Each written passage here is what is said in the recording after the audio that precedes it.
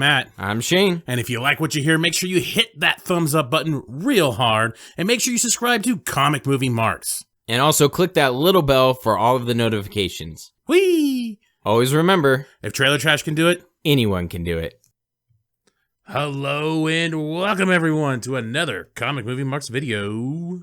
Yeah, this time we are talking about a positive article from Rant, talking about, the title of it is Batman v Superman, fans have shown where critics failed. Critics in quote. Interesting. So we're starting to see some of these come out lately, some a little bit more positive articles. We had that one where it was Washington Times or Post, one of the two, where they were talking about the Zack Snyder era being over and you should regret that it's over. I remember a while back there was also another one on heroichollywood.com, that another positive one about Zack Snyder's vision. And you know, it slowly comes out. There's still going to be the negative ones that will always keep pushing.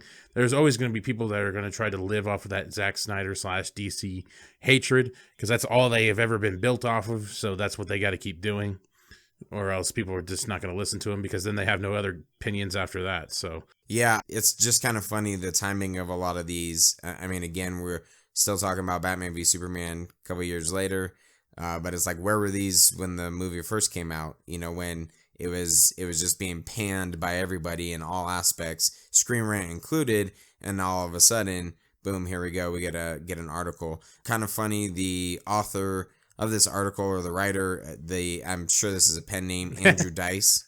Yeah, hey diddle. Right. So I looked at that, I'm like, Miss Muffet sat on my dick, yeah, or however that shit goes. For all you kids out there, Andrew Dice Clay. Okay. Right. Jack and Jill went up the hill, both with $1.25. Jill came down with $2.50. Oh! That fucking whore. Yes, exactly. Yeah. Just look up Andrew Dice Clay. That's the first thing. This is Dice, DYCE. In this case, but yeah, just kind of funny. Definitely. I think he was the first comedian to ever sell out Madison Square Garden. Not sure about that, but I'm pretty sure he was the first comedian to ever sell out Madison Square Garden. Pretty sure.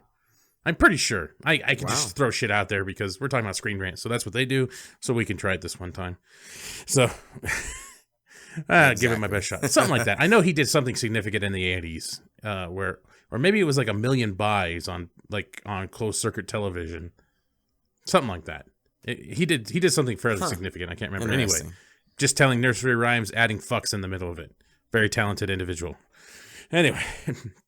So this article pretty much just goes into a lot about the Vero conversation, the BvS reference page that is on Vero that, you know, Snyder is a part of, a couple other people that are predominantly in the DC universe that, you know, have helped propel this fandom for the most part, and how deep the meaning of some of these scenes are in these movies. And Man of Steel, BvS, it's significant. And even some of the deleted scenes we got with Justice League. And this kind of goes into it. When does the critics actually are critics?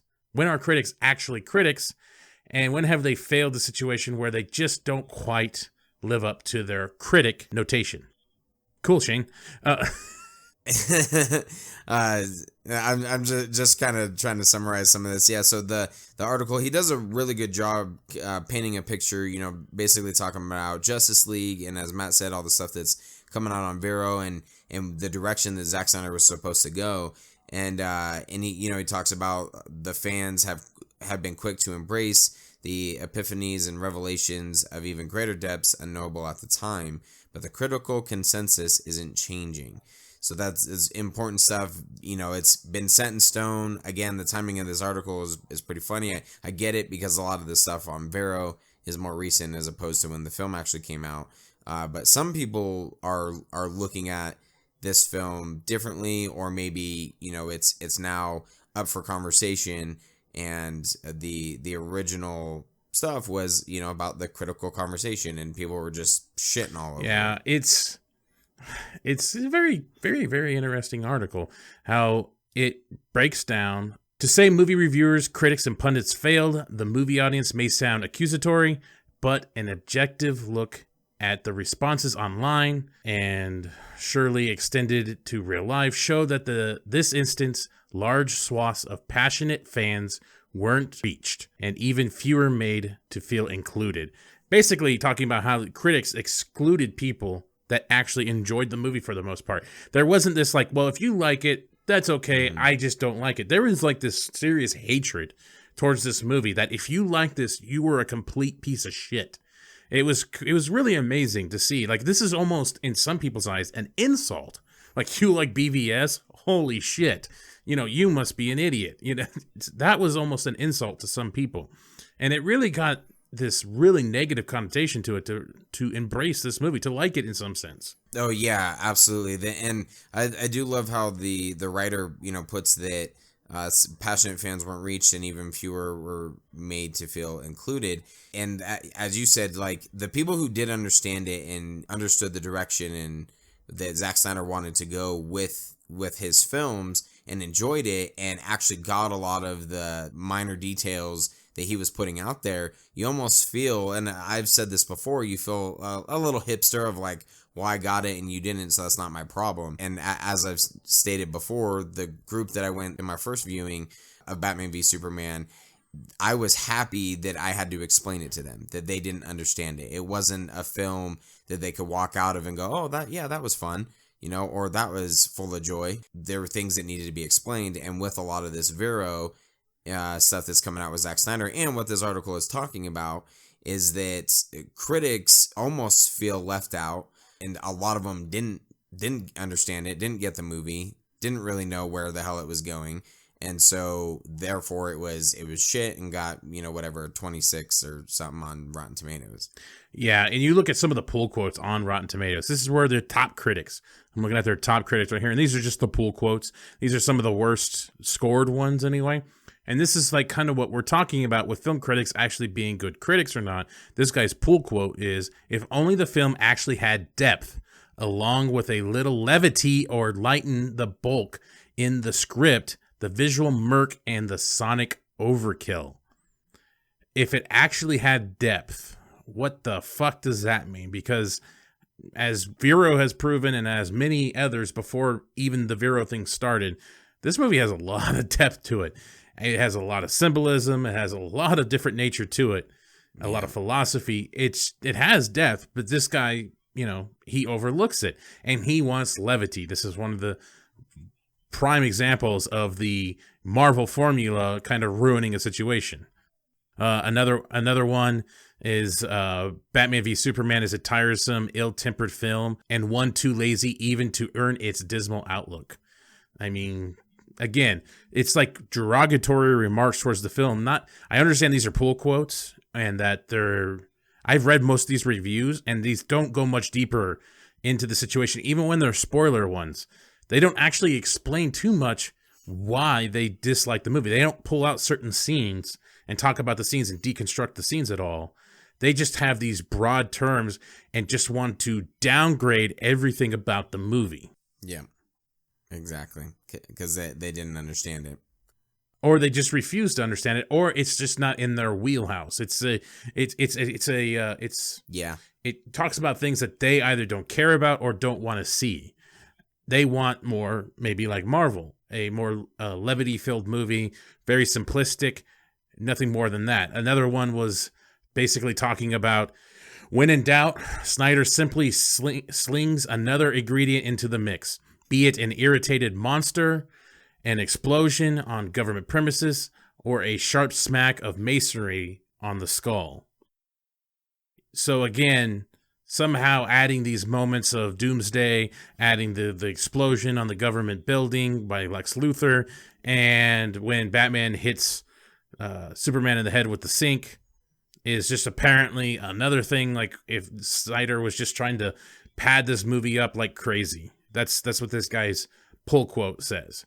It's, again, that's not exactly what the movie's about. There's a lot more to it, but these pull quotes don't say that. It's not like they're saying that the philosophy or the overall arcing story is not something I necessarily want to see. I don't really care about whether or not Superman being real or being in this world matters to me, or if Batman had a grudge match or hated Superman for possibly causing another 9/11 type situation.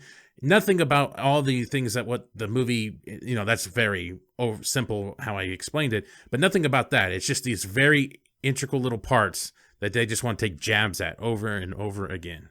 Well, I've talked about it before, again, the people that I went with, and how one of them said, they looked at me and said that I only enjoyed the movie because of all the explosions. And my reaction was, I was kind of taken aback of like, wow, so we've obviously watched a way different film.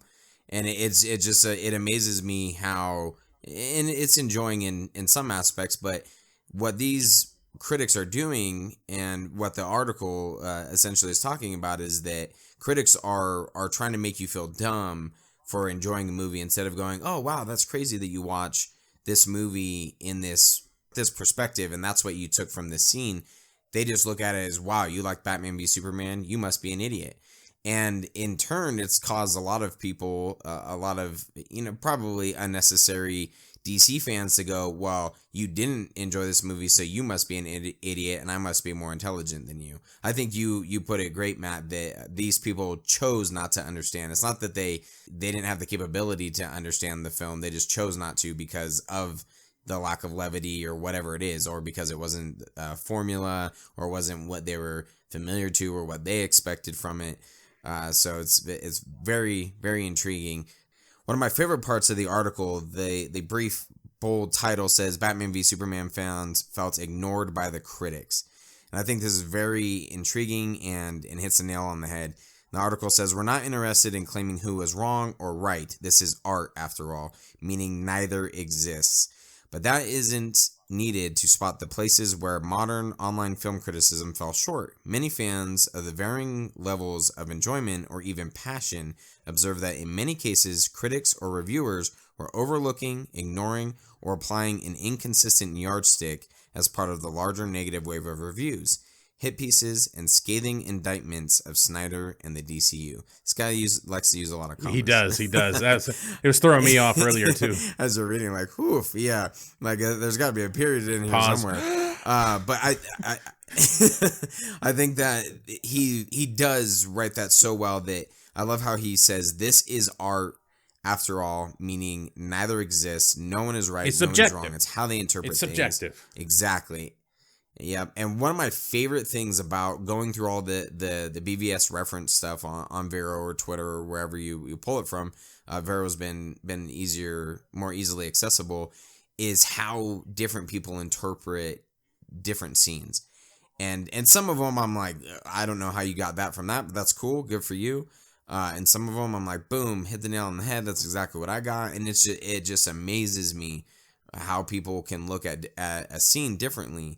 And like I said, that specific part in this article, I loved how he says this is art and no one is right or wrong. The article kind of continues here. The quick response sadly showed how clearly the dislike, scorn, and negative feedback for anything Batman v Superman or indeed DC or Snyder related wasn't coming from a critical source.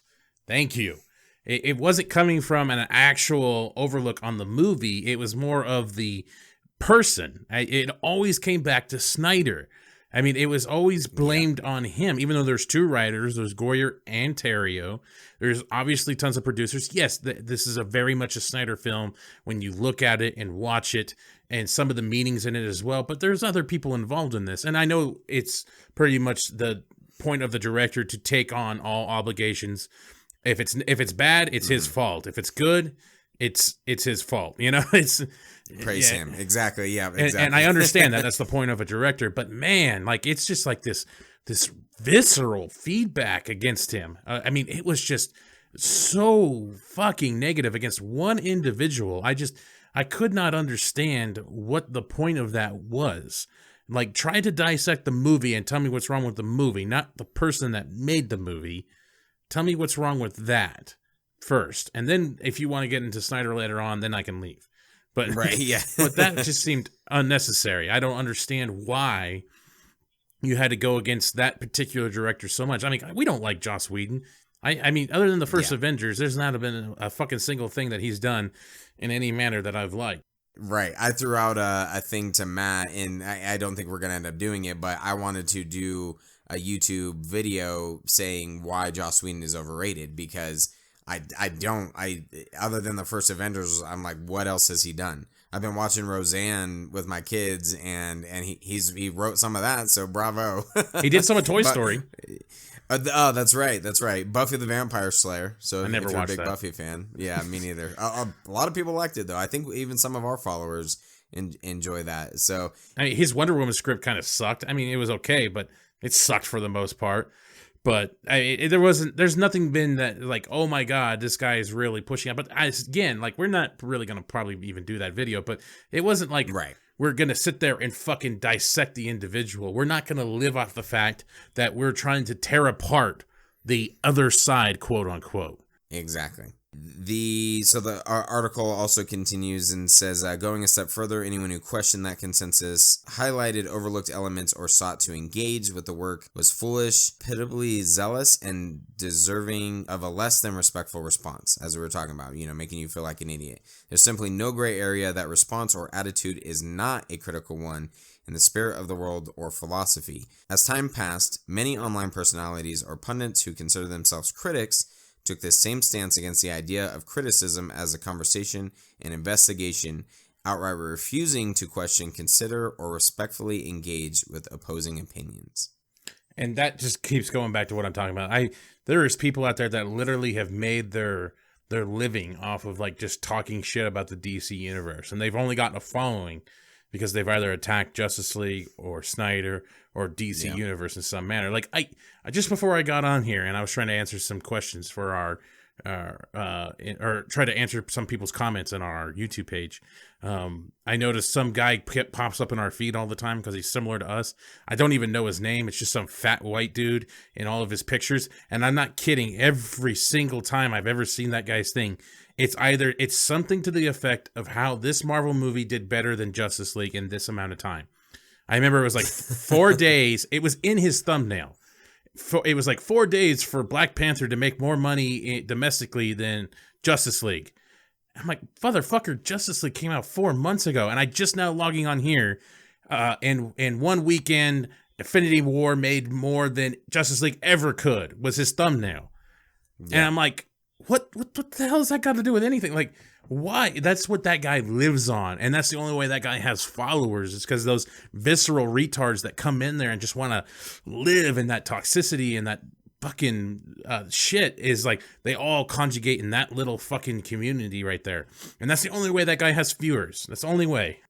Yeah. And they don't want to have constructive conversations about how someone interpreted a scene or a film, or something differently. And we make jokes and we'll shit all over, Doctor Strange and Iron Man 3 all day. But we still like to have conversations about it. And it does amaze me, just to Matt's point, of how people switched, they flipped the script. Collider used to be, in my opinion, when Matt first introduced me to AMC. Collider, that was back in the AMC days, though. Okay, yeah, good point. They had a broad range of people who liked, a different film or interpreted it a different way. They would have like a 4-person panel sometimes. One person loved it, and like the other person on the other end was like meh or didn't like it. It was like this broad range of people, and you would hear all points of view back in the AMC days. But as soon as they went on to Collider, those guys, I don't know, they all became groupthink, and they all think exactly the same now. Yeah, and I think largely it's in part because they realize, like, wow, we're getting clicks, we're getting followers, all of this stuff because we're just following the norm. Right. It's let's just piggyback on that, not think for ourselves. It's the groupthink mentality.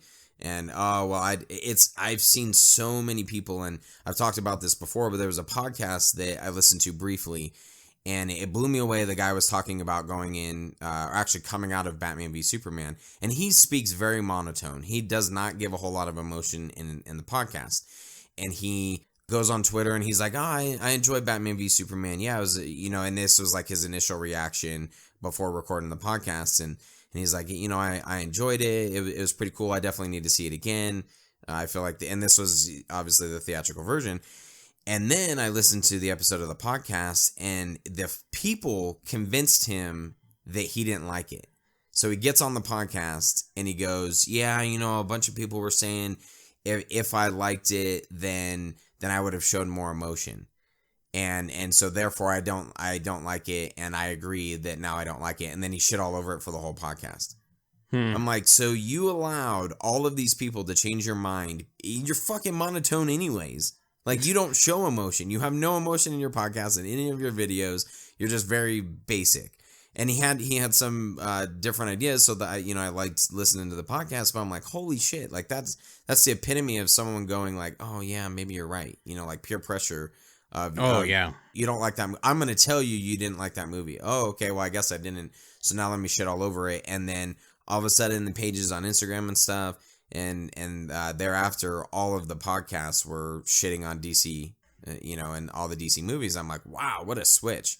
Because everyone on Twitter told you didn't like a movie, and now you're like piggybacking on, yep, I don't like it, and then shit all over it. So it's crazy the groupthink and how people just follow.